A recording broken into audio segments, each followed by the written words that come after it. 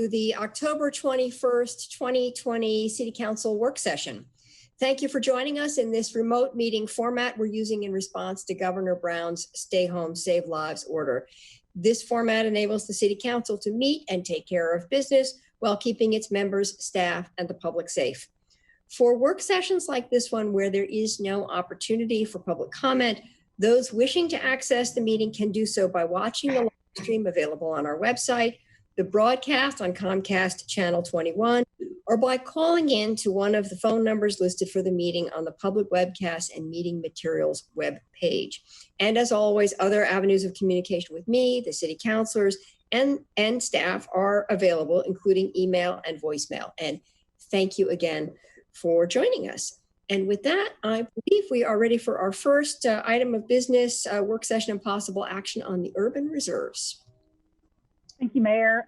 I'm going to have Rebecca just do a very, very short presentation, just reminding you of what the 4 options are that are out there, and then we'll turn it over to you for discussion and possible action. Sounds great. Thank you, City Manager. Mayor, councilors, can you see my screen? Yeah. As the city manager said, I have a very short presentation for you today. Let me get situated here. I'll just briefly touch on the 4 urban reserves options and the recommendations for your consideration. As you know, we're seeking your direction on a preferred urban reserve option today.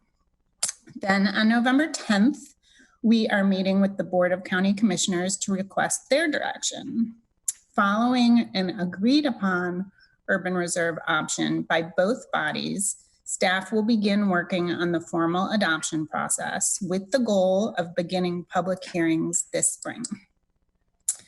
So as you know by now, the following 4 maps highlight the areas proposed for urban reserves in green and the areas removed from consideration in red. Option 1 is the maximum size allowed by law. It includes enough land to meet approximately 30 years of growth beyond 2032. While it meets the community's growth needs for the longest time, it also uses the most resource land. Option 2 includes enough land to meet approximately 29 years of growth beyond 2032. Its defining feature is that it excludes from urban reserves consideration all Class 1 land, which is our highest value agricultural soils.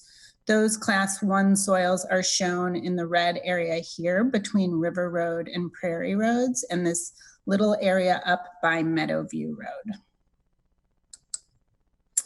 Option 3 includes enough land to meet approximately 27 years of growth beyond 2032. You can see the red area on both sides of Prairie Road has grown as all agricultural properties with predominant Class 1 and adjacent Class 2 land, our highest value soils, have been removed from consideration. The last option, option 4, is enough land to meet approximately 10 years of growth beyond 2032. It's the smallest size allowed by law. All but the lowest value resource land has been removed from consideration, which is shown in the red here, scattered throughout the remaining urban reserve land. So this slide focuses in on the only areas that are different from each other in those first 3 options. It shows the acreage of the land excluded. It shows the type of land that has been excluded, and it shows the overall urban reserve acreage. And so I just want to refresh folks' memories on these recommendations. The Eugene Planning Commission unanimously recommended to the City Council option 3, the 27-year option. In their deliberations, the Planning Commission identified the ETAC's recommendation to staff and the public input received as important considerations. They expressed that the 27-year option was a long enough time frame to allow growth and flexibility and preserve high-value farmland both. Then on August 18th, the Lane County Planning Commission voted 5-3 to recommend to the board the 30-year option, but with a plan policy requiring that the class 1 and 2 farmland in the Aubrey sub-area be the last of the urban reserve land to be considered for expansion of Eugene's urban growth boundary. City legal counsel has advised that this approach is a novel one, and while she believes it's defensible, it's unproven, so there is more risk involved. To illustrate these recommendations, I've shown this before. On the right is option 3, the 27-year option, the Eugene Planning Commission recommendation, and on the left is the Lane County Planning Commission recommendation. These diagonal green lines show the additional land that would be included in urban reserves, but considered last for inclusion in the urban growth boundary at that time.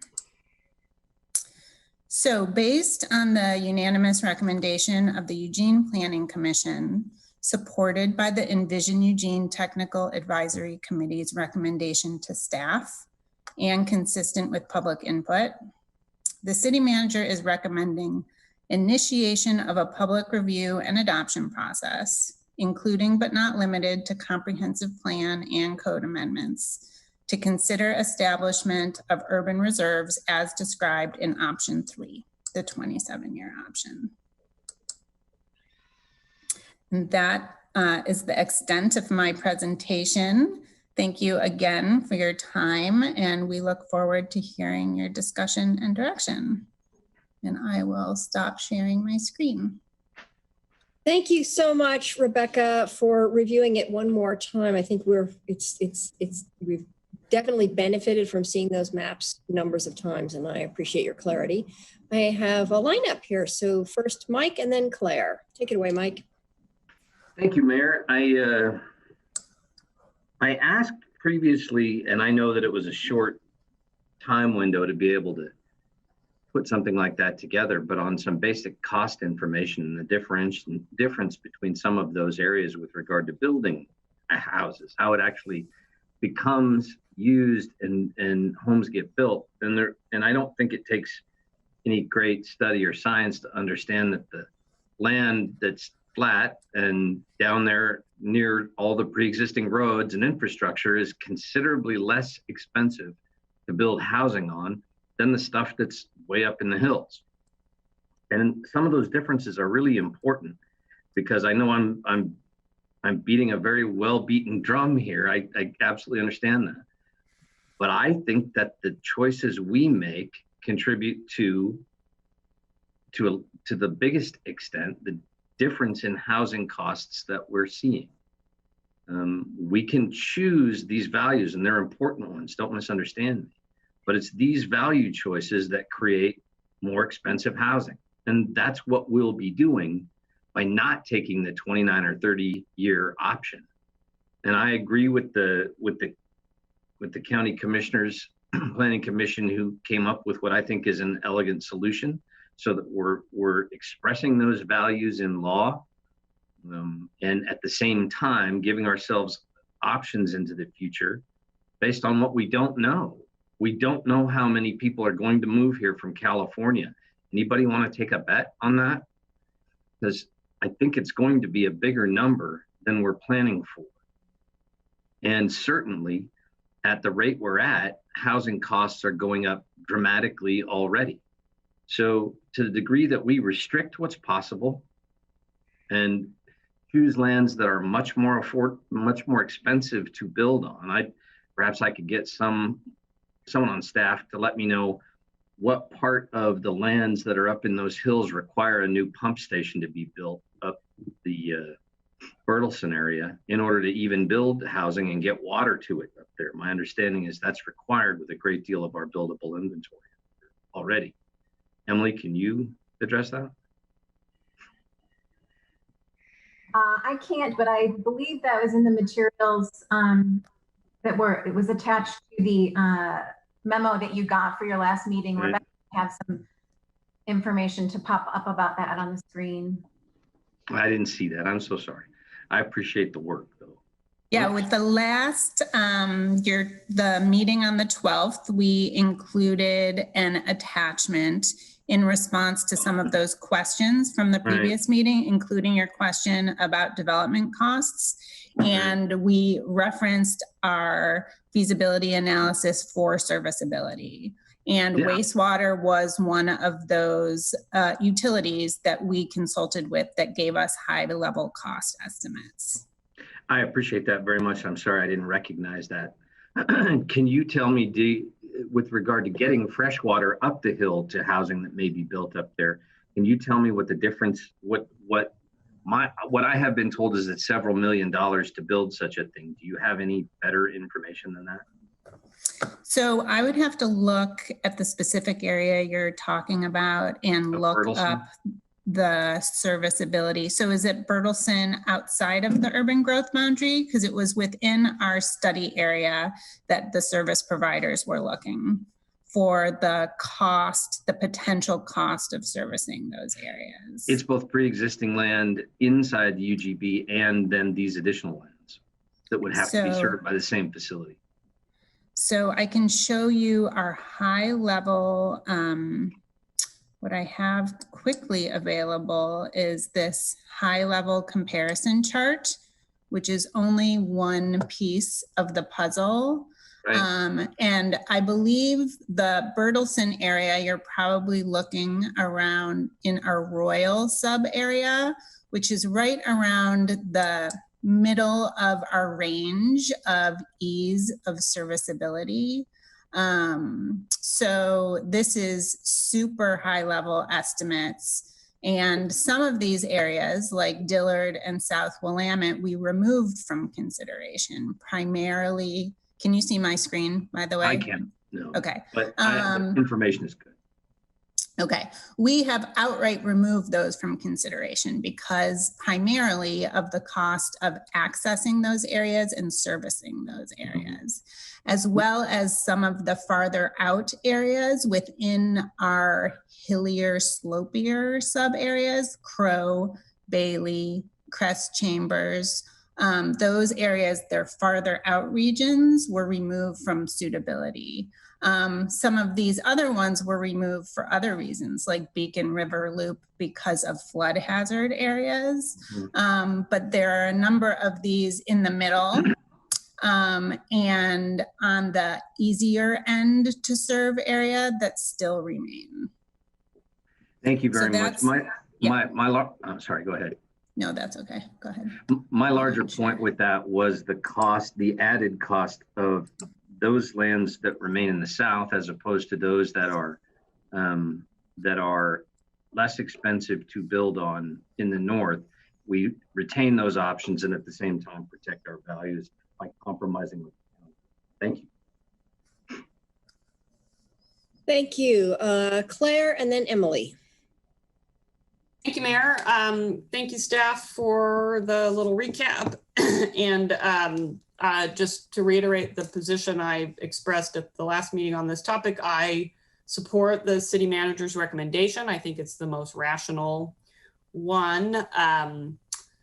And I'll remind us all that we're not making a final decision on where these urban reserves are today. We are making a decision about which of these options to put out for further in-depth study and public input. And then I wanted to ask Rebecca, so let's say we go through, we pick this option, we go through that process, and we make this the designation for urban reserves. Does that mean the agricultural lands that are being taken out for the next UGB expansion will never, ever, ever be available to build on? So they would still be available to build on under the county regulations to the extent that they can with those development limitations that they currently have on them. But you mean for considering for UGB expansion in the future? Yeah, so not the next round, but the round after that. Right. We would have to either use up all of the land within urban reserves and then do an analysis process of the extent of the land remaining around the UGB, as we do now. And so that land could be considered then, but it would be lowest priority. Or council could direct us to redo urban reserves if we want to reevaluate what lands should be included in urban reserves in the future. So it's not some kind of magical permanent protection. It is not any more protection than those properties have on them today. Yeah, okay. And so I'll just reiterate some of what I said. We're talking about 425 acres here being preserved that are high quality agricultural soils that I think a lot of which is being used to farm food right now. So, Councilor Clark and others have talked about, we're just ensuring that we can't build any affordable housing. I am suspect of that assertion. I would also say, what is the cost of ensuring that we have some very local food supply available to us for all of those thousands of people that apparently are going to pour in here from California? Not that they haven't been doing that, such as myself, for the last 45 years. So how do we weigh the relative costs of preserving some local farm food access versus an estimated projection of future costs of building housing? Once we pave over that farmland, it's gone. We're not going to be able to access it again. Whereas we can do a lot of things around how we build our housing, whether it's the type of housing we're building, the materials that we're building. We are a very clever species and have a lot of flexibility in how we accomplish these things. So even though it might not be the kind of housing that's preferred by developers right now in 2020, we will find a way to build the housing we need without these 425 acres. Thank you. Hey, thank you. I have Emily, and then I actually have Greg in the list, so a little bit different from the way the blue hands look. Thank you, Mayor. Thank you, Rebecca, for the quick recap. This has been interesting for a long time. Claire, you just say everything that was on my list. So ditto, Claire. What happens to the land that we don't include in our reserves? I mean, I heard that the county, you can still build on it under the county restrictions. Could Junction City move this way and put it into their urban reserves if we don't? In theory, the land on the very north edge that we haven't included, Junction City could include. We've been consulting with our neighboring communities, and we've been told that that is not their plans to go any further south. They were extended south because of the state hospital primarily, and they feel that their cutoff at this point is Meadowview Road. And if they were going to expand, it would be more likely in an east-west direction. This is an informal conversation, so there's no guarantee, but that's certainly not part of their plans. Well, that's helpful. That's one of my concerns. I don't want to get into a fight with Junction City. Won't we build on all the better lands to start with anyway, with the flattest ones that we're including if we bring them in, rather than the more difficult ones? Can you tell me about that? Sure. So depending on what our growth monitoring tells us in terms of what our need for land is in the future, what type of land, whether it's for industry or housing or commercial or schools or parks, we would reevaluate the land within the urban reserves to identify which land makes sense for that incremental UGB expansion that would need to happen. So it would be one piece of the urban reserves at a time, depending on what our needs are, and a more detailed serviceability analysis, which would give us a better sense of costs. So a more refined analysis on all fronts.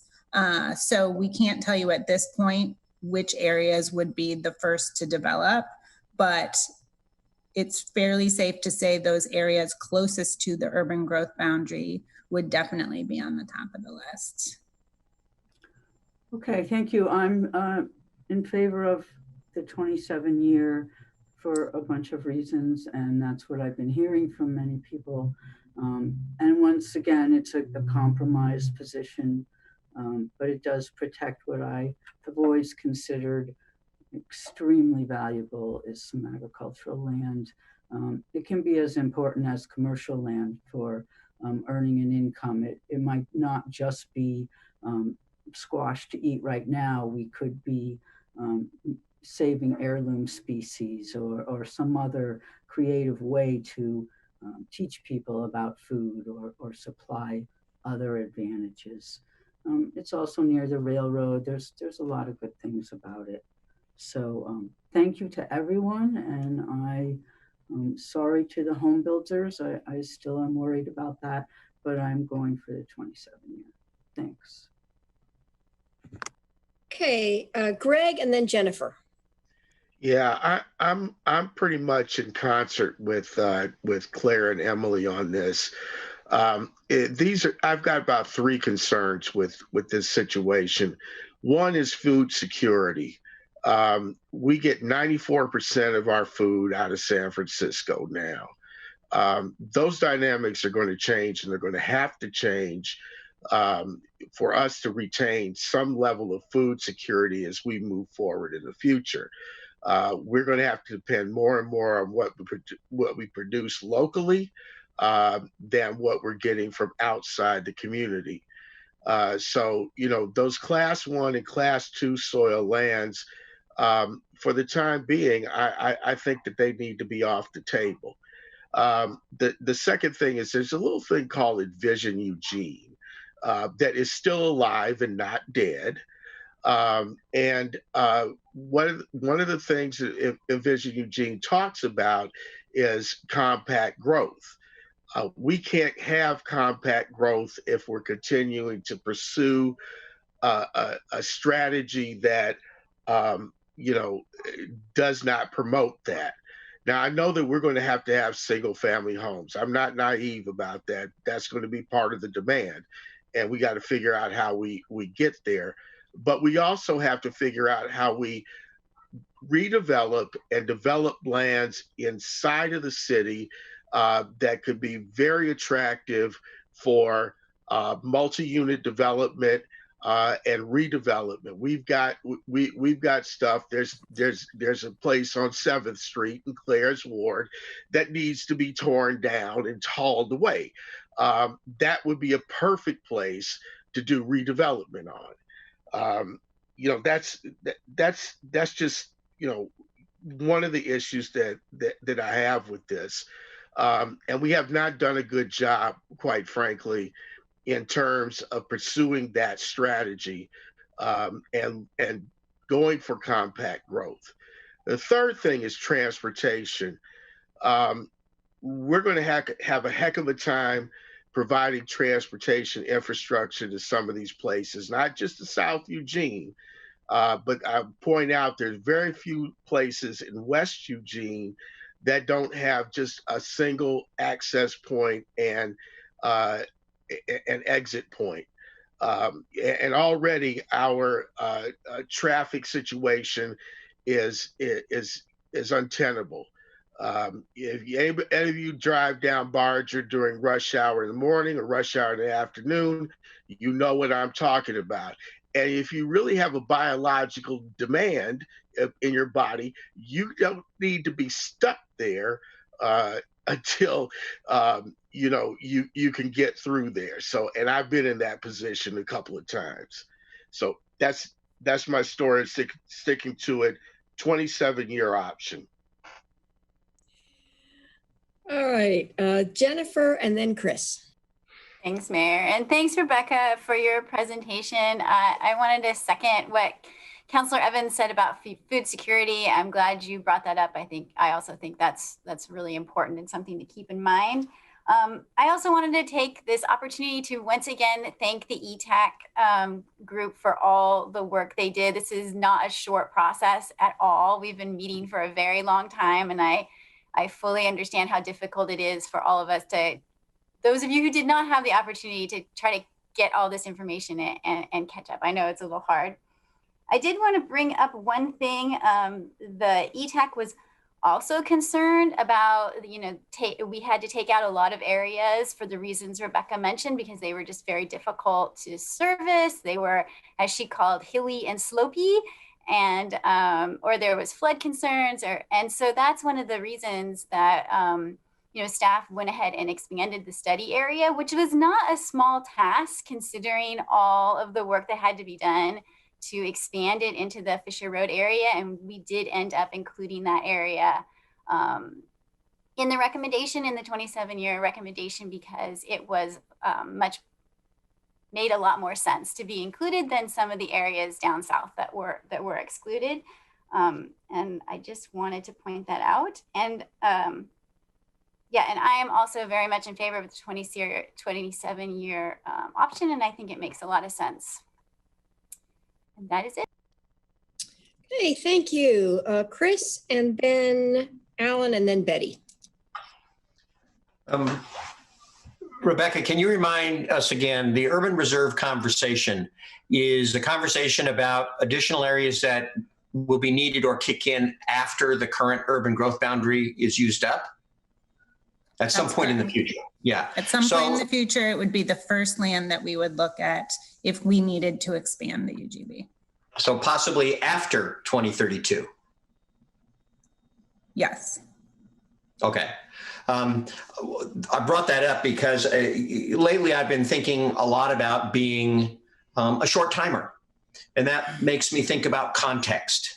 And the fact that the decisions we're making now and the conversations we're having and the discussions we're trying to work through are really in the context of a conversation that's already been going on for 50 years and will probably go on for another 30 or 40 or 50 years. This is a conversation that never had a beginning and never has an end. How Eugene is going to grow is always going to be in play. And so we're debating between this option and this option, a difference of which is some acreage. But it's also a context of, and this is where you cut and paste everything Greg just said into this location right now, because it is a conversation about density. It's a conversation about compact development. Do we compact or do we spread? Do we go up? Do we go out? And that conversation has also been going on for 50 years. And what it makes me realize is we're going to have to deal with this decision again, and it's going to be dealt with by a council. None of you, including me, will be on that council, because it'll probably be in 12, 15 years. And so there's a good chance it'll be an entirely different council with entirely different people who will have to figure out what's the next step. So to me, the difference between the 27-year option and the 29-year option, what's the point? A future council is going to have to wrestle with this anyway. And so it's going to have to be in the larger context of, are we going to build up? Are we going to build out? I'm, as you know, a huge advocate for affordability. And can we achieve affordability densely, or do we have to achieve affordability by spreading out? I don't know. A future council will have to decide that. So I'm fine with the 27-year option because I know that a future council is going to have to wrestle with this question and go the next iteration.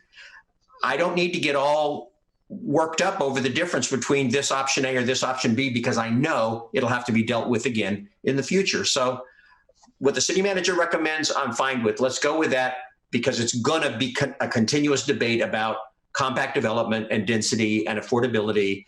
And I don't have to deal with it. You will have to deal with it a little bit, but a future council is going to have to deal with it a lot. Okay, thank you. Alan, and then Betty. Thanks. I am in favor of compact urban growth because of the lower cost, because of climate change impacts, because of transportation impacts, because of services impacts, and energy impacts. All of those benefit by having compact urban growth. So I'm totally on board with what the state's been doing for the since 1970. I support the 27-year option as well for 3 reasons. One, the recommendations that we got, we had the open house, which had 1,300 people and 200 survey people.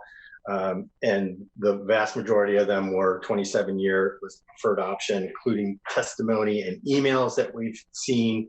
All are in favor of the 27, most are in favor of the 27-year option. So I think all those people that worked on this, like Jennifer said, 22 months for the ETAC, that's a long time stick with one topic. So in this time. So that's reason number one. Reason number two is what Claire said. This is class 1 and class 2 farmlands. Once it's gone, it's gone. And that's kind of the whole point of the land use exercise that we go through, is to protect those farmlands. And I remember back to being on one of the original things that came out of the Sustainability Commission was food security and protecting our farmlands and making sure that we have 95% of our food gets imported. That's going to become more and more and more important of an area to have those kind of farmlands. While 425 acres isn't a lot, it's pretty good, substantial amount for farming and food production. So that's reason number two. Reason number three is that we still will have nearly 6,000 acres in the urban reserve on top of all of the land that we still have in our existing urban growth boundaries. So it's gonna be a long time before we even get to the urban reserve areas. The land that we're talking about taking out, the farmlands, class 1 and class 2, are less than 7% of the total of the 30 years. So it's not really that big of a difference. I think that it won't make any difference at all in the cost of housing. And it as Claire said, we'll have clever people that are able to develop the land that we have. And totally agree with what Greg said about redevelopment and the compact urban growth. Moving redevelopment should be, there's lots of stuff inside, or lots of places inside the urban growth boundary that we can redevelop, and that should be our highest priority. Not always the cheapest, but that should be our priority. So for those 3 reasons, I support the 27-year option as well. Thanks. Okay, thank you. Betty, you're up. I think I'm last. Okay, first, I want to say that forest land is extremely important also, because all those people who may be coming here need to breathe as well as eat. But I was really glad to hear Greg bring up food security. It's crucial, and we don't think about it enough. I think if there are more people, we need more food, and it's much better for combating climate change to have our food near us instead of many miles away. And it's also better for our health. And speaking of health, that biological demand reminded me of puppies in the car who would be more urgent than people even. But that's kind of off the subject. But I have a question. Didn't we, a few years ago, decide on the ratio of multifamily to single family, and couldn't we change that? That's what we were aiming for, at least. That's a question. Sure, we can reevaluate that. And in fact, we'll be looking at that with our growth monitoring results. What did we decide at that time? Do you remember? Is it 55 single family, 45 multifamily? Can some of my... And some of us voted for the opposite. Others saying yes. And yeah, for a much different ratio. So instead... You are now muted. Somebody did that to me. Okay, we could change that ratio. Yes. If we want to. What I'm really in favor of is no urban reserves. I think we'll start a huge land speculation, similar to the West Eugene Parkway speculation some years ago. And I don't think we need it. I think we can change the ratio that we're aiming for of multifamily to single family.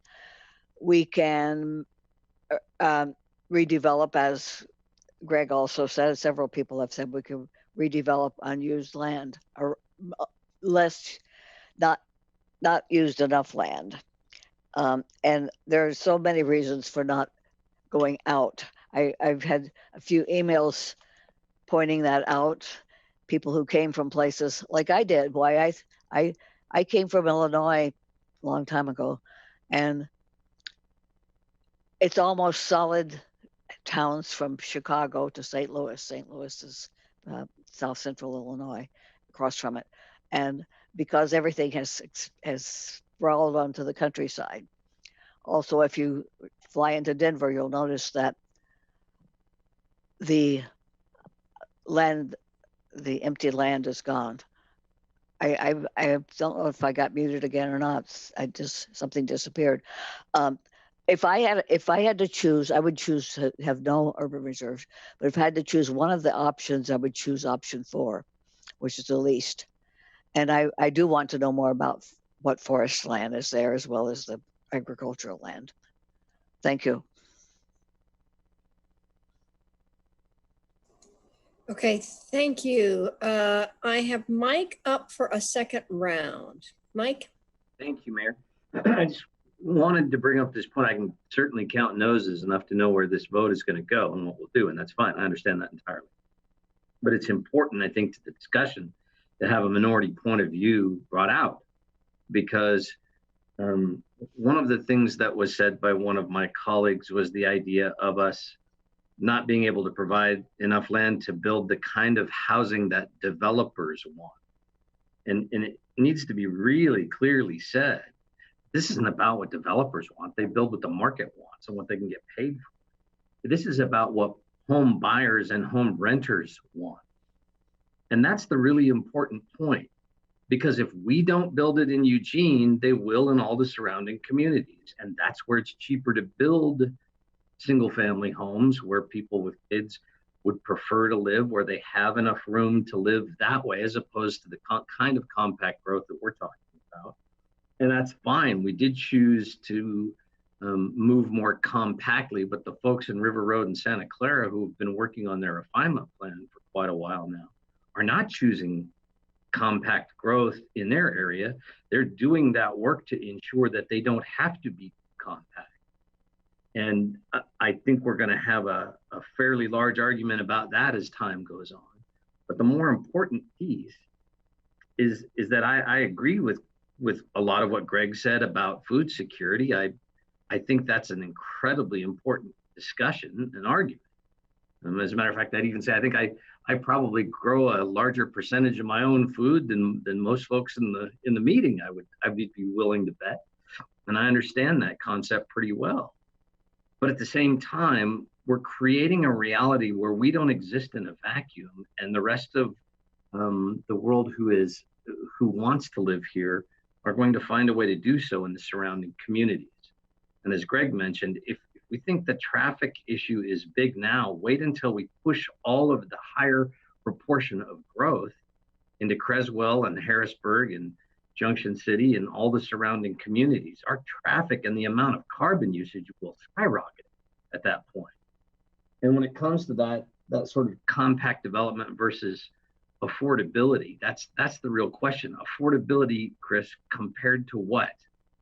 And if you compare it to what you can buy in the surrounding communities, this process of being overly restrictive simply pushes larger and larger numbers of people to grow towards us rather than the other way around.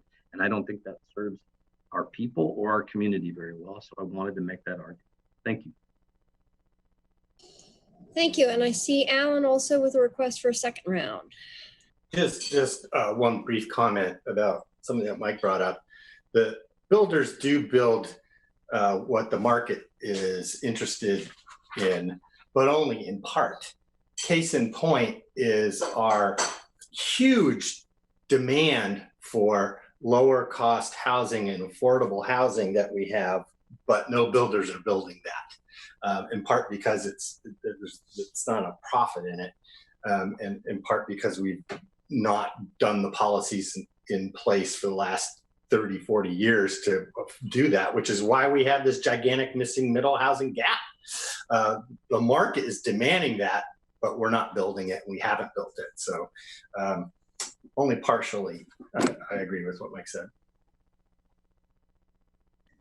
Okay, thank you. Any other need for comments? Oh, Greg, take it away. Yeah, just real brief to kind of follow up on the transportation point I was trying to make. There's also going to be a demand for commercial nodal development. Not everybody that lives in the northwest part of our city is going to want to, if they live out by Meadowview Road, they're not going to want to really drive into Barger to go to Winco. They may do it, but they may not do it. And we don't have right now, as far as LTD is concerned, a real plan to do the kind of extension out there that is going to be demanded. So we really have to think about public transportation in that vein. Also, our car transportation, which I think is going to change significantly, and also what it's going to look like in the commercial retail sector as we move forward, because things are going to change there too. They already are changing, and so big box stores are going to start to go away. We're going to be ordering more things online, as we already are doing now. I can attest to that. And then, we're going to look significantly different than we look now in 2020. So, I think that we need to step back and look at, those changes that technology is going to drive, that is supposed to make our lives easier, but probably in some areas it's going to make our lives more complicated. So I think in terms of planning, there's certain things we can plan for, and there are other things that are going to be up for more dialogue and conversation. But the transportation piece is really critical. We're going to have more poor people than we're going to have wealthy people. That's just the way it goes in any situation like this with migrations. And we're going to have to figure out how we can accommodate their movement and getting them to jobs and getting them to food and grocery stores and entertainment. And if we can't do that effectively and efficiently, we'll be in a world of trouble. Thank you very much. I think this is it really is an incredibly important conversation. It is an opportunity to connect the dots, and I feel as if your conversation today has really connected the dots between decisions you've made and councils before you have made and the decisions before you now. So I appreciate the thoughts, and I think the forward thinking and of moving this urban reserves discussion forward is incredibly valuable to our community. And as Alan says, we're still looking at over 6,000 new acres. So it's a lot of land that's getting potentially, it could be reviewed as potentially to be pulled in. All right, with that, I think, Emily, we're ready to put a motion on the table.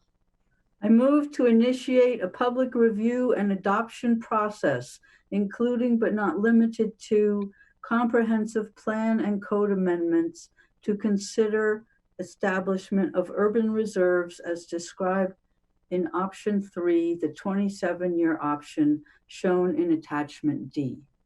Second. All in favor, please raise your hands. 1, 2, 3, 4, 5, 6, 7. Opposed? 1. Thank you very much. That passes 7-1. Appreciate the conversation and very much appreciate the staff work and all the volunteer time that brought us to this place. So thank you very much. And with that, we are ready to go on to our second agenda item, housing status as a protected class. Manager? Thank you, Mayor. I'm joined here by Michael Kinnison and a few members of his team, and he's prepared to lead us through this discussion. Good afternoon, Mayor and City Council. Michael Kinnison here with Human Rights and Neighborhood Involvement Office. That topic of today's work session is housing status as a protected class. And just to clarify, when we say housing status, we're talking about folks without regular or stable housing, particularly about our unhoused population. I have a short presentation, so I'm going to turn my video off.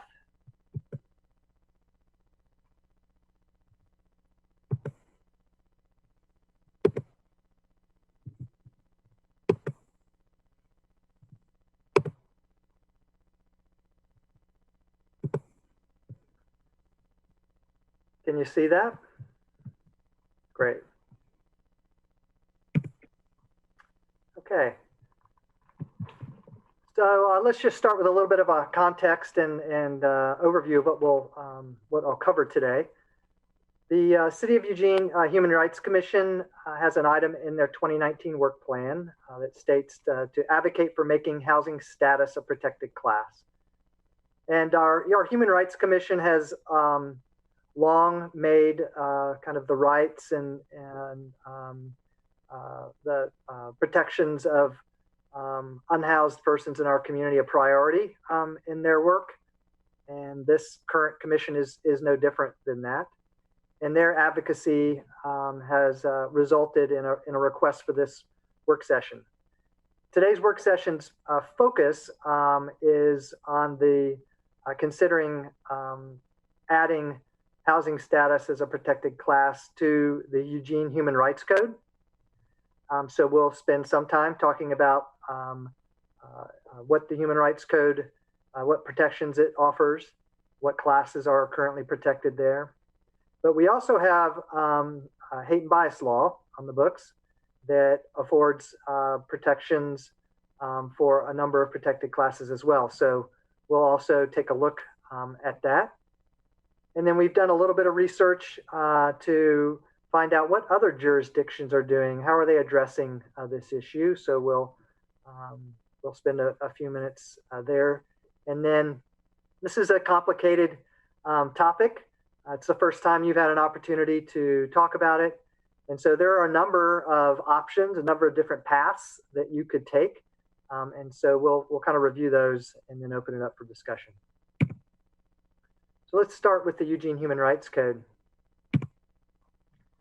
Our Human Rights Code was first enacted in July of 1994, and we should be proud that we have a Human Rights Code. Every community cannot say that they pay attention to the human rights of the members of their communities, and we've done that since the early 90s. It is specific in terms of what it applies to, and it applies to discrimination in employment, housing, city contracting, and public accommodations. And the classes that are protected include race, religion, color, sex, national origin, ethnicity, marital status, familial status, age, sexual orientation, source of income, association, and disability. And those are a mix of federal and state and local protected classes. And then it's important to understand that violations under this section of the code are not a criminal offense. And if you feel like you face discrimination in any of these areas, you have a number of remedies. One of which is to request mediation. So our office, Human Rights and Neighborhood Involvement, has what we call the Rights Assistance Program. And so we receive community complaints under the Eugene Human Rights Code. And one of the services that we provide is to help folks mediate conflicts around this. So that's one avenue. We make a lot of referrals to the state of Oregon's Bureau of Labor and Industry. So that's the state agency that's charged with ensuring protection of workers' rights and investigating issues of discrimination around housing and public accommodations.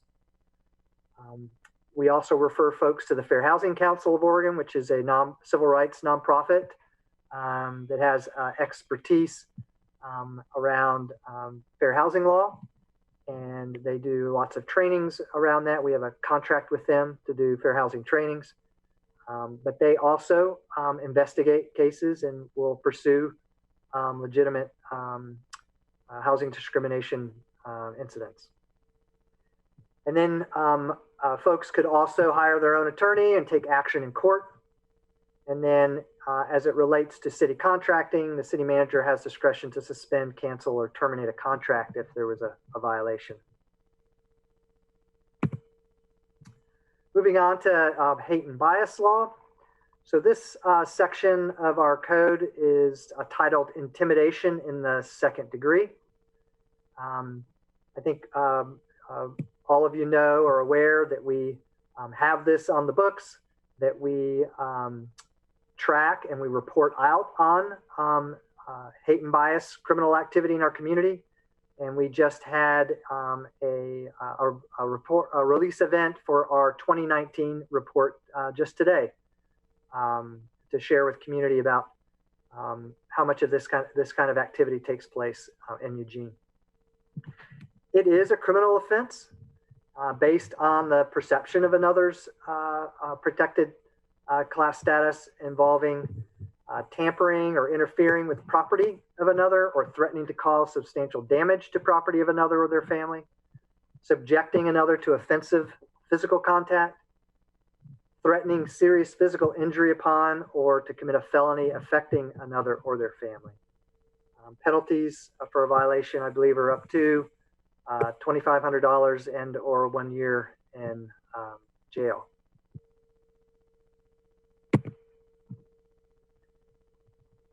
I mentioned that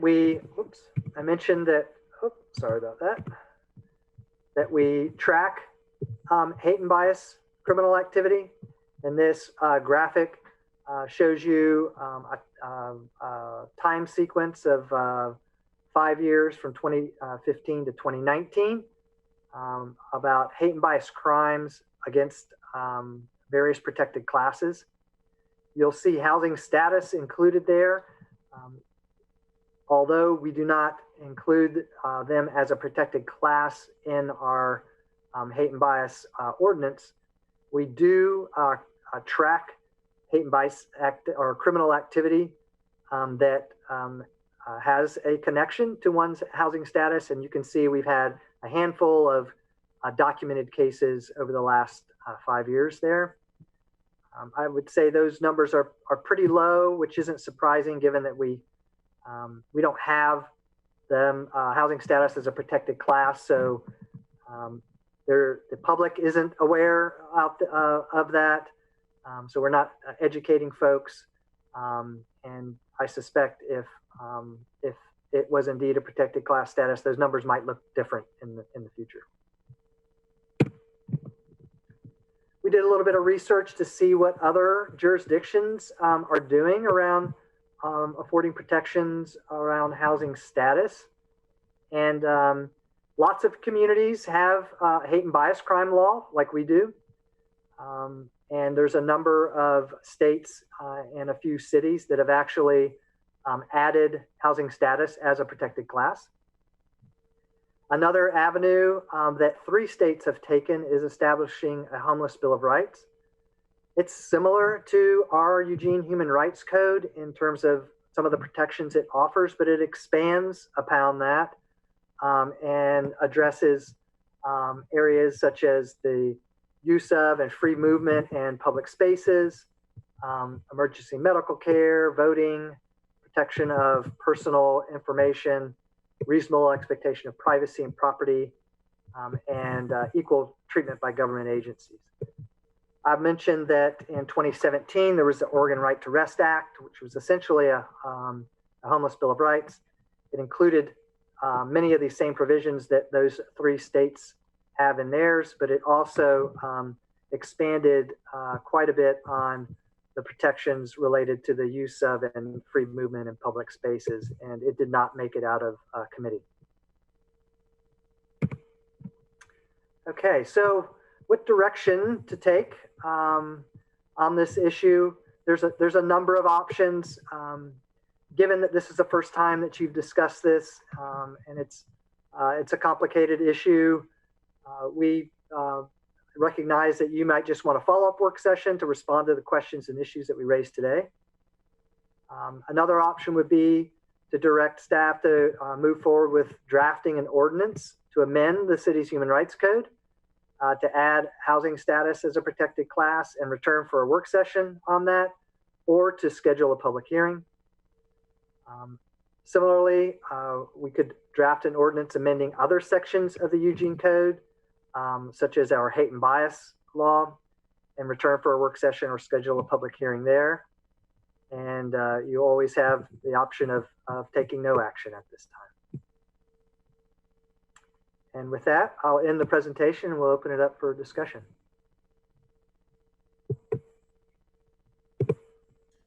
Thank you very much. It's I think we probably all have a lot of questions, but I have Betty and then Mike in the queue. So Betty, take it away.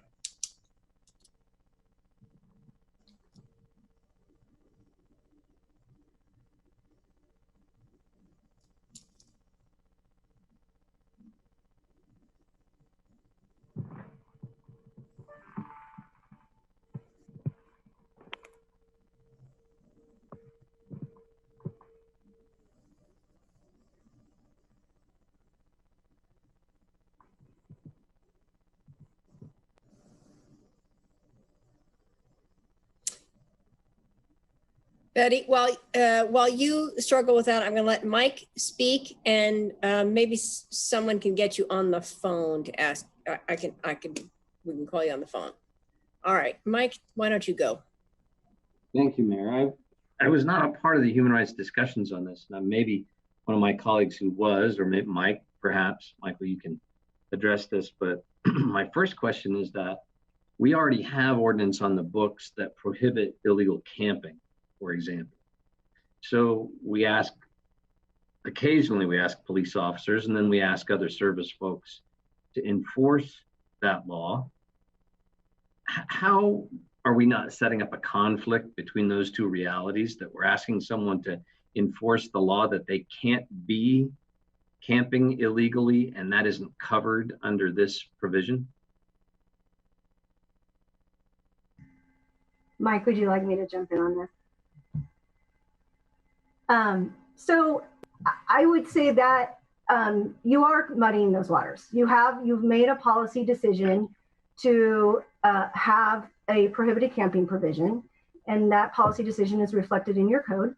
And then amending the Human Rights Code to add the unhoused as a protected class does create some conflict and muddies the waters. And if you'll indulge me for just a minute, I can tell you kind of what it could and couldn't do. If unhoused was added to the Human Rights Code, it wouldn't render any of our code provisions, including prohibited camping, invalid and unenforceable, because all of your code is facially neutral. It does not call out any class of any type. So that's one thing it doesn't do. But it does create what it would do is lawsuits, lots of. It would give rise to an argument that it is a violation of the Human Rights Code and discriminatory on an as applied basis. So it has the assertion would be that even though it's facially neutral, it has a disparate impact on the unhoused and therefore violates the Human Rights Code because it's discriminatory. So yeah, I'm concerned about that, and that's why I asked both. And thank you for that very much, Kath. I was asking the counselors who sat through the discussion in the Human Rights Commission, was that particular point about the conflict of our two ordinances in such a case discussed at all during the conversations at Human Rights Commission? Not that I recall. Solution to that, you know? All right. The second set of questions involve the work that I do, but also in the rental world. It's a very regular provision to look for in rental housing when seeking applications for a place, look for rental history as a source of stability. In the mortgage business that I am in, it's a federal requirement that you require a 2-year history of stability from anyone who's applying to buy a home. And so my question is, how is that federal standard that people who do mortgages are required to do, how is that not discriminatory under this ordinance? Catherine, you may want to follow up with this one. My understanding currently, as I read our human rights code, there's an exception for doing that kind of credit check for a person's rental history in the code as it stands now. So again, we have two at issue neutral essential arguments that we're going to just ask people to fight out in court. Catherine? Yeah, I mean, it does, it certainly, the city's human rights code isn't going to take precedent over federal law that has to be complied with. Does it create a policy conflict if all of it remains on the books as is, and then the human rights code is amended to add unhoused? It does. And could it possibly give rise to federal or civil lawsuits, federal or state civil lawsuits? Yes, it could. I don't think the human rights code isn't written in a way that gives rise to those, that it's written to bring complaints, but could they? Yes, someone could seek a declaratory judgment. Someone could file a civil federal lawsuit on discrimination. So yeah, it creates all those possibilities. I'd be very interested in hearing, thank you very much, Catherine. I'd be very much interested in hearing the Human Rights Commission, because I think that's the purpose of boards and commissions, is to go through that idea more thoroughly and try and kind of suss out what might be the right kind of compromise or the right kind of solution to those problems. Because while I am interested in prohibiting as much discrimination as possible in our community, I'm not interested in creating a reality that's a fertile grounds for just creating more lawsuits for the city. So I'd kind of like to hear the commission kind of work through that problem before it comes to us. Thank you. And I'm sorry to interject, but because Michael spoke about both the Human Rights Code and our intimidation in the second degree, adding the unhoused to the intimidation in the second degree does not create those similar conflicts that you're raising and that I addressed. You could add that and it would be the basis of a criminal charge, so it doesn't have those same conflicts. Right. No, I'm not concerned about that so much as the civil issues involved in all the lawsuits that we're going to spawn from this, unless we work out a more elegant solution in advance. Thanks. I'd just add that next week, the Human Rights Commission is presenting their work plan to council, so there'll be an opportunity to ask some questions around their thinking around this issue then. Yeah, thank you for that reminder. Okay, I have Emily and then Chris. I'm back. Oh, we have Betty back. Betty, take it away. Thank you. My whole screen disappeared for a while. I was still hearing you mostly, but then the sound went left too. But I'm here now. So and I don't know what that happened, but I wanted to know, when you talk about public spaces, if we say, I'm not sure how we discriminate. I remember the last thing we added, I think, was sexual orientation. That was some years ago. And that was a good thing. It was obvious what that was intended for, but I'm not sure about this. Are we discriminating if we don't give people a place to stay, if we don't give them shelter? And if we say the use of public spaces, does that mean that people are we discriminating if we say you can't put your tent in front of a business? I would want to know more about this and how. I do think as you know, I think we need shelters where people can at least have a bed, but I'm not sure what would happen as a result if we add this to them. And I'd like to know more about it before I vote on anything. Thank you. Okay, Emily and then Chris. Thank you. I know this is going to be complicated, and I wish when I brought the work session poll, I had added the intimidation part. If we do add the intimidation part, does that affect this problem with the Human Rights Code and camping? No, and that's what I was trying to articulate that, and I apologize, it wasn't very artful. The intimidation in the second degree is entirely separate, disconnected to the Human Rights Code. That is a standalone code provision that is actually also mirrored in state law. And in 2019, that state law actually changed the name of intimidation in the second degree to be bias crime in the second degree, and they added 2 more provisions. They added gender identity and disability, and those will be coming forward to you all to update yours, so you can match the state law. So your intimidation in the second degree is totally separate and unrelated to the Human Rights Code. It has its own separate list of protected classes, so that you could add unhoused, and it wouldn't have the same muddying waters and policy conflicts that the Human Rights Code could result with. So would we still do both, and would having the intimidation take away the conflict with the camping that Mike's talking about? So you could, it's absolutely within your policy choice to do both if that's what you'd like to do, and we'll let you know what, if any, problems that or issues that could result with. But I guess I'm not clear on when you say take away the problem. Certainly adding unhoused as one of the protected classes to intimidation in the second degree doesn't create any of those possible conflicts that Mike was asking about. It doesn't solve them if it's also added to the Human Rights Code, but it doesn't cause them at all. Okay, that helps. That helps a lot. So Mike's problem, not problem, but point should be considered. The Human Rights Commission would like them to be in both places, but they'd also like to have a homeless Bill of Rights and most of all places for people to be.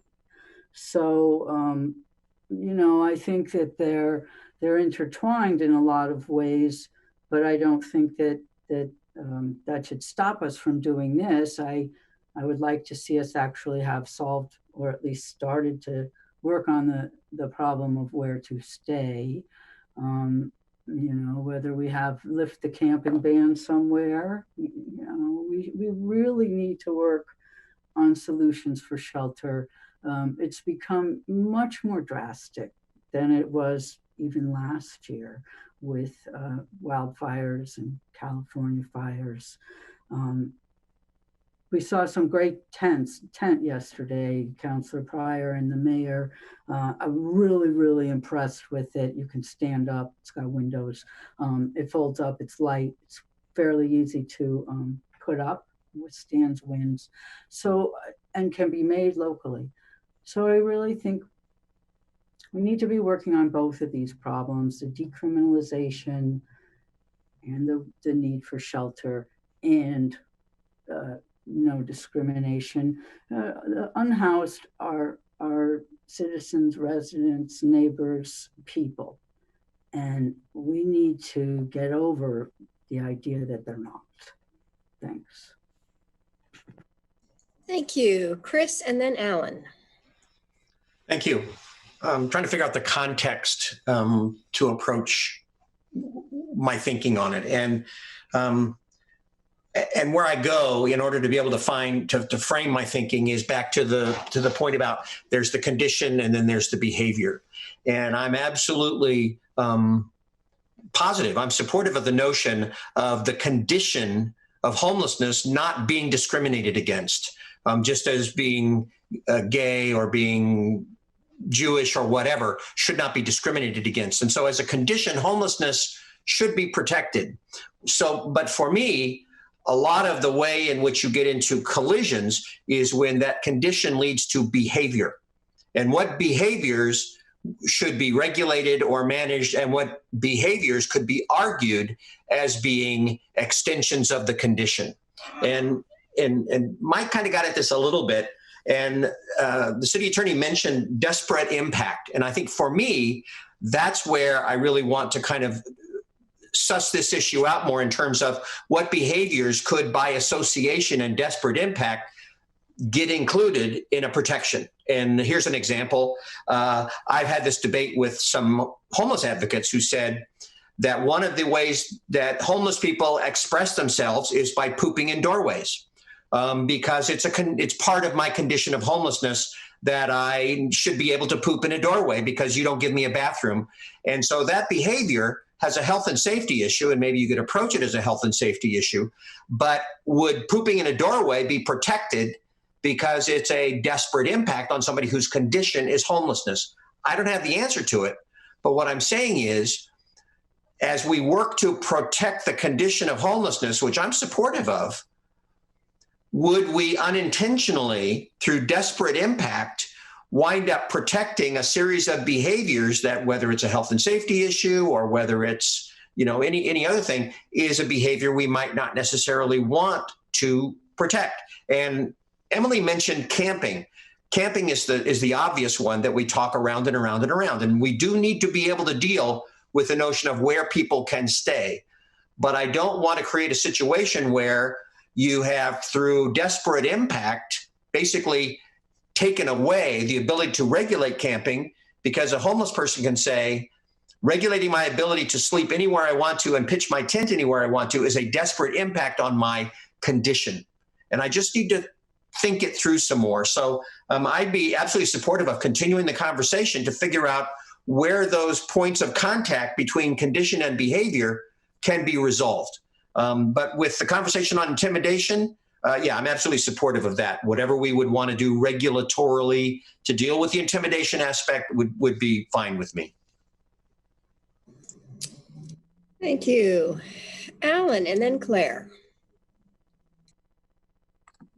Thank you, Mayor. I worked on alleviating homelessness for 30 years, and it's a very important issue to me. It's one of the reasons I got into public life ever since being on the budget committee. And, frankly, we've accomplished quite a bit, especially in comparison to other communities. I mean, there's still a lot of work to do. Don't get me wrong.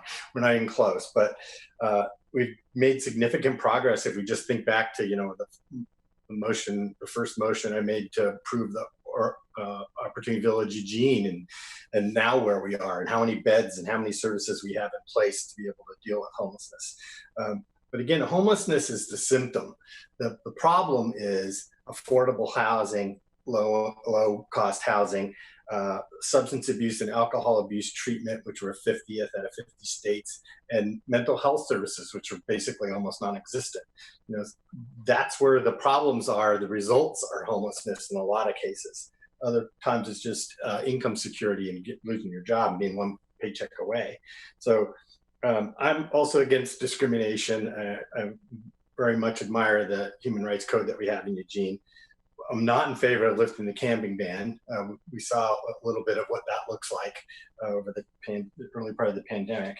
I guess where I come from is with several questions.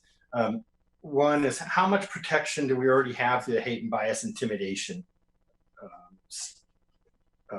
angles? I'm interested in adding to homeless, unhoused into the intimidation, but I'd like to see some analysis. I mean, what intimidation does is it prohibits people from tampering or interfering with people's property, subjecting people to offensive physical contact, or threatening them to do physical injury or damage to their property. So adding homelessness or unhoused status, it seems to make sense to me, but I'd like to see the unintended consequence and the analysis of how that works, as well as what other and what the Human Rights Commission has to say about that. And then also what other jurisdictions have experienced or how they handle those issues. What we got is we've got a bunch of jurisdictions and cities that have went down this road, but we don't have any information about how they dealt with some of these issues. The other part of it for me is enforcement and the private actions that would create damages and or other remedies. I'm not sure what those were. Maybe someone can address what they work and how that what they are and how that actually works. But just a slew of private actions or lawsuits is a potentiality that I'm worried about. And then finally, the unintended consequences of all this. Unintended consequences, is this a backdoor way of getting rid of the camping ban? How does this impact housing? How does this impact employment? And how does it impact public accommodation? Those are areas need a lot more thought and work from my perspective. Okay, thank you. Claire. Thank you, Mayor. Well, I really appreciate the dialogue so far. I think we're asking a lot of the right questions. And I appreciate staff, even though it wasn't necessarily explicit in the work session poll, bringing the concept around, or just the information around our intimidation in the second degree to the conversation as well.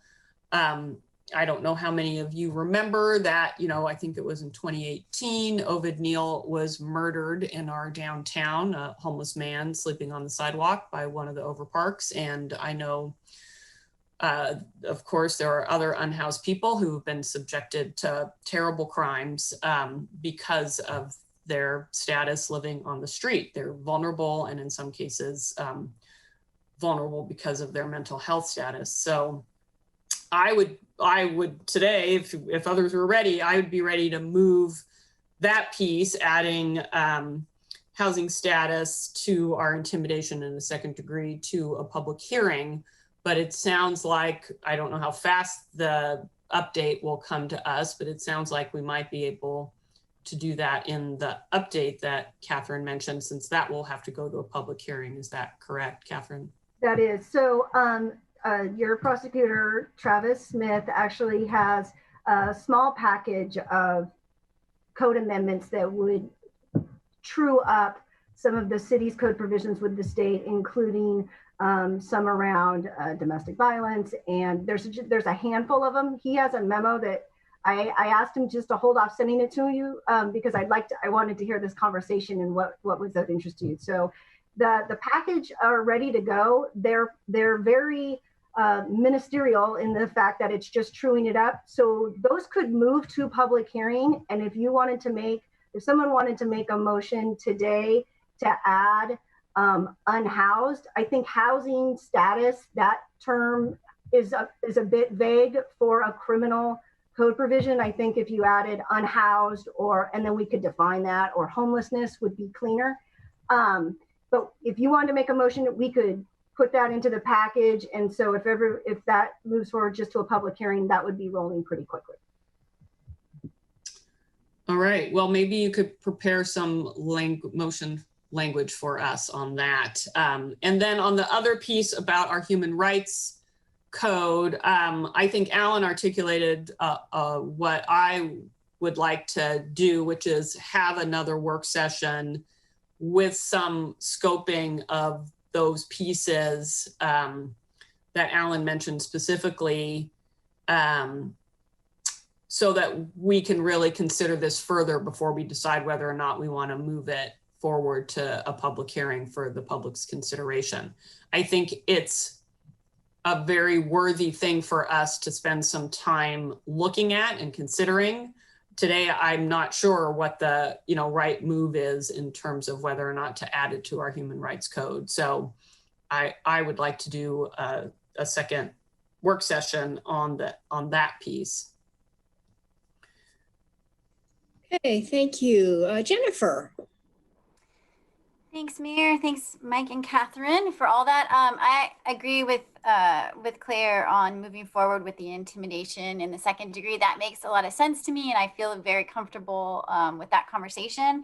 But like many other folks, the other part of this conversation is still a little unclear to me, all of the ramifications of doing that. And so I'd really also like to request another work session to work on that piece.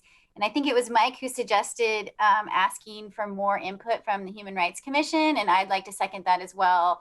I'd like to hear a little bit more on their thinking, and if they've just thought about these issues with the camping ban and other things, and if they have, what did they think about that? What did they discuss? And if not, if they could do that for us, that would be some valuable input. At least for me, it would be, so I would appreciate that. And if Claire makes her motion, I'd be happy to second it. All right, looks like, Alan, do you need a second round? Yeah, Mike mentioned that the Human Rights Commission is coming back to us next Monday on the 26th with their annual report and work program. We haven't seen the work program for this upcoming year, but if we wanted to add to it this analysis on the camping ban, housing, unemployment, public accommodation, those kind of things, and the unintended consequences and that kind of analysis from the Human Rights Commission, is that doable within, because we're going to approve the work plan, and I don't know what's in there, but if it's already in there, great. But if it's not, is it doable to get it in there? Or is that something we can add at that point and say, come back to us with an addition on that kind of work to over the next year? Maybe Mike, you can address that. Yeah, you could, I mean, you approved the work plan, so you could request a modification to their work plan, I think related to this item.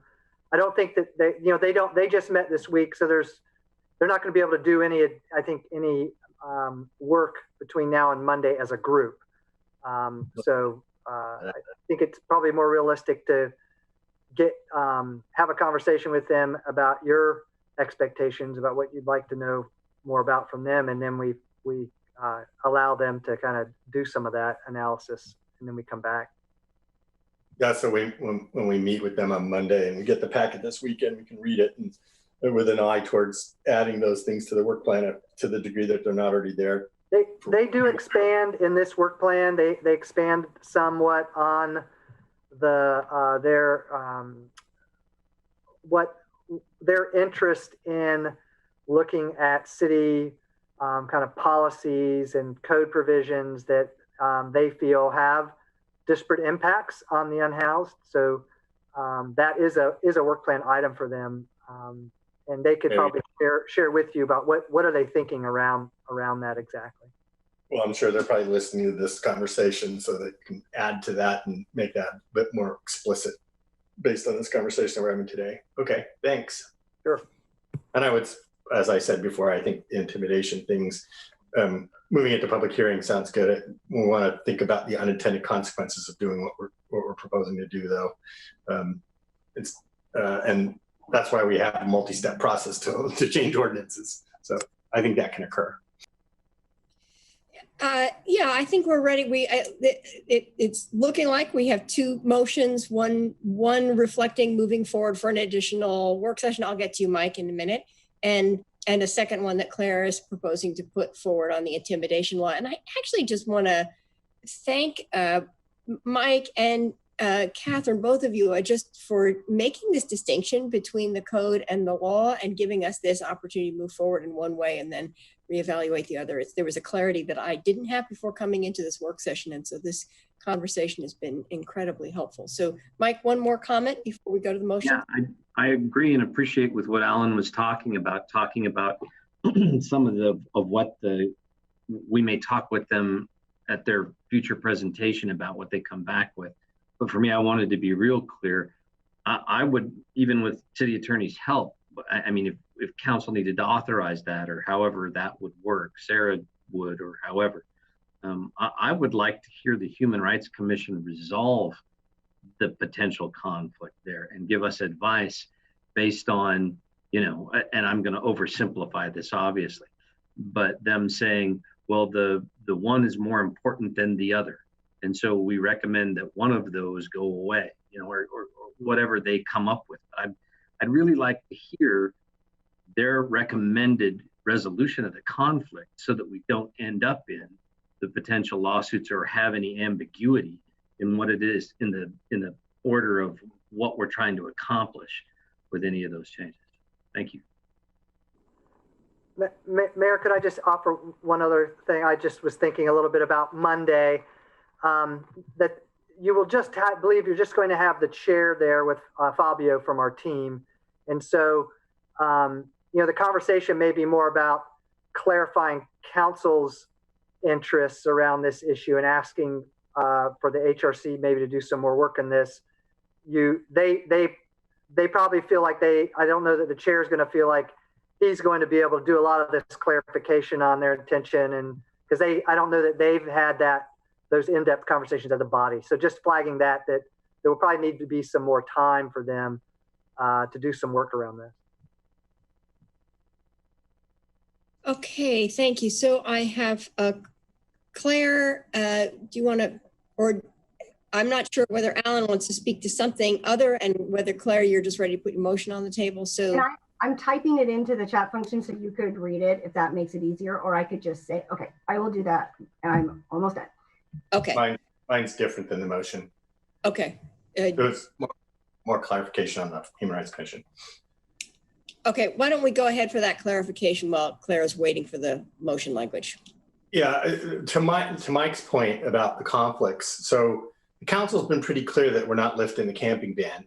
At the same time, I think the Human Rights Commission, a lot of the members, not maybe a majority, believe that we should. And I don't want to have another conversation like that. I don't think the council's going to move off the camping ban. So the conversation is really about what Mike was talking about, which is how do you resolve those conflicts? If we're going to keep the camping ban in place, how does this move forward? That's the clarity of, that's the part of the conversation I'm the most interested in. And how this not a backdoor way of eliminating the camping ban, which the council's been pretty clear about. Okay. I would agree with that, yeah. Thank you. All right, Claire? Thank you, Mayor. So I move to direct the city manager to add to the current package of code amendments for state law consistency an amendment to EC 4.731 that adds homelessness as an identified class and schedule a public hearing. Second. Any further discussion on that? All in favor, please raise your hands. 1, 2, 3, 4, 5, 6, 7, 8. Passes 8-0. Thank you very much. I think that's excellent. And because you haven't seen the state law, the package of state law consistencies, when that comes to you in the memo from Travis Smith, the city prosecutor, if there are some of those that you want additional discussion on, just flag them and we'll schedule a work session to talk about those separately. Okay, perfect. That's great. Thank you. Okay, Emily, I think you're up on the original motion.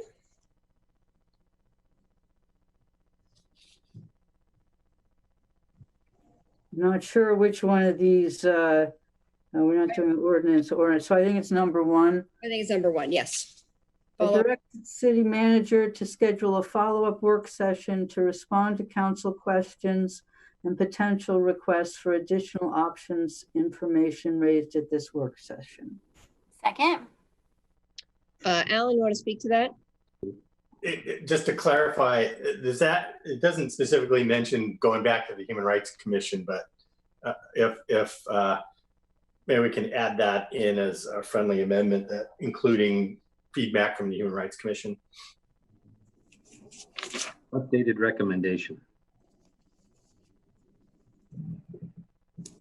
Accept that? I'll accept that.